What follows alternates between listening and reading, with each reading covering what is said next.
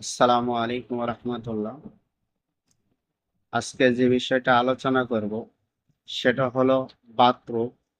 এই বাতরোগ আমাদের অনেকেরই হয়ে থাকে।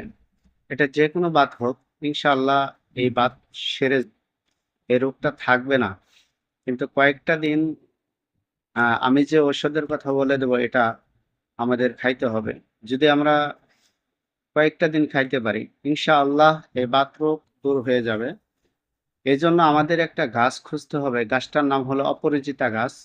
এই গাছের শিকড় ৩টা হোক অথবা ৫টা হোক বা ৭টা হোক, আমরা এই শিকড় নেব। শিকড় নেওয়ার পর ভালো করে ধৌত করব। এরপরে এই শিকড়টাকে আমরা সেচবো। সেচার পরে যে রসটা বাহির হবে, এই রসটা ১/২ কেজি পানির সাথে মিশিয়ে আমরা সকালবেলা এটাকে পান করব, খাবো।